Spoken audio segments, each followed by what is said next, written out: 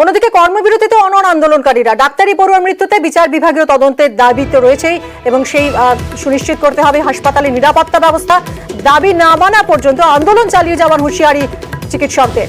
এই পরিস্থিতিতে আজও রাজ্য জুড়ে কর্মবিরতিতে চিকিৎসকরা। সরাসরি চলে যাব আরজিকর হাসপাতাল থেকে রয়েছেন আমাদের প্রতিনিধি বিশ্বজিৎ। আজও কর্মবিরতি চলবে বলে জানিয়ে দিয়েছেন আন্দোলনকারীরা, ঠিক কি ছবি আজ সকাল থেকে? একদমই, বা আরজিকর হাসপাতালের এমার্জেন্সির সামনে কার্যত শুনশান। আমরা যদি একটু মেন গেটটা দেখি, যে এই মেন গেটে কিন্তু কার্যত পুলিশ কর্মীরা রয়েছেন, হাসপাতালের নিরাপত্তা রক্ষীরা রয়েছেন এবং প্রত্যেককেই এই যে ছবিটা, অর্থাৎ সকলকে আই কার্ড বা পরিচিতিপত্র, হাসপাতালের কাগজপত্র ছাড়া তারা দেখতে দিচ্ছেন না। অন্যদিকে যদি আমরা এমার্জেন্সির দিকে দেখি, অর্থাৎ যারা এইসব কাগজপত্র নিয়ে আসছেন সেই এমার্জেন্সি যাবেন, অন্যদিকে বিচার চাই স্লোগান রেখে যে অবস্থান আন্দোলনের সেটা কিন্তু চলবে। আর কিছুক্ষণের মধ্যে এখানেও পড়ুয়ারা চলে আসবেন এবং তারপর তারা অবস্থানে বসবেন। কিন্তু এমার্জেন্সির যে পরিচিত ছবি, আমরা আরজিকর মেডিকেল কলেজ এবং হাসপাতাল, এখানকার যে এমার্জেন্সির যে ছবিটা, সেই ছবিটা একেবারে বদলায়নি। অর্থাৎ গত কয়েকদিন ধরে যে ছবিটা, সেই রকমই ছবি, শুনশান কার্যত এমার্জেন্সির সামনে। যে এমার্জেন্সির সামনে সব থেকে বেশি তৎপরতা থাকে, হাসপাতালের সব থেকে বেশি তৎপরতা যদি কোথাও থাকে সেটা এমার্জেন্সির সামনে। সেই এমার্জেন্সির সামনে এবং এই আরজিকর মেডিকেল কলেজ এবং হাসপাতাল, যেটা আমাদের সঙ্গে থাকো, বিশ্বজিৎ সঙ্গে থাকো।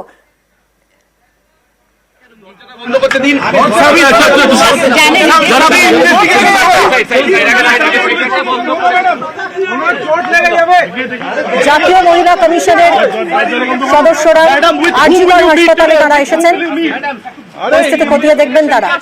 শান্নিক আমাদের সঙ্গে রয়েছে। শান্নিক, আমরা দেখতে পাচ্ছি একজন প্রবেশ করছেন ছবিতে, তিনি কে?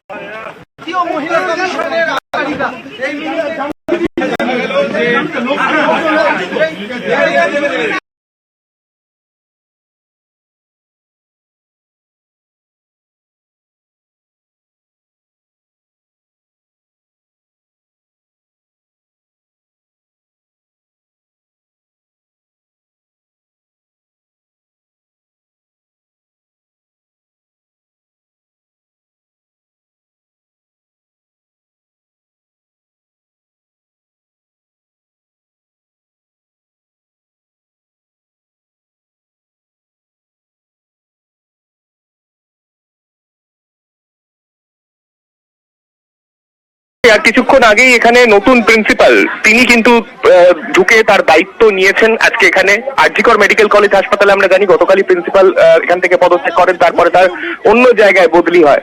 কিন্তু নতুন প্রিন্সিপাল দায়িত্ব নেওয়ার কিছুক্ষণের মধ্যেই একেবারে পুলিশ কনভয় নিয়ে এখানে কিন্তু প্রবেশ করলেন জাতীয় মহিলা কমিশনের 2 সদস্য। তারা ভেতরে প্রবেশ করলেন, ভেতরে গিয়ে তারা কথা বলবেন, যিনি নতুন প্রিন্সিপাল হয়েছেন তার সঙ্গে কথা বলার চেষ্টা করবেন।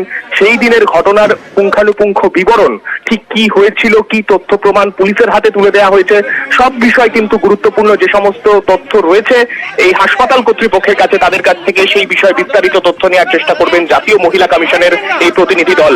তারা এখানে এসে কথা বলবেন। গতকালও আমরা দেখেছি তারা তাদের যে মুভমেন্ট, সেখানে তারা পরিবারের সঙ্গে কথা বলার যে কাজ তারা সেইটা সেরেছিলেন। আজকে হাসপাতালে তারা এসেছেন, হাসপাতাল কর্তৃপক্ষের সঙ্গে কথা তারা বলবেন।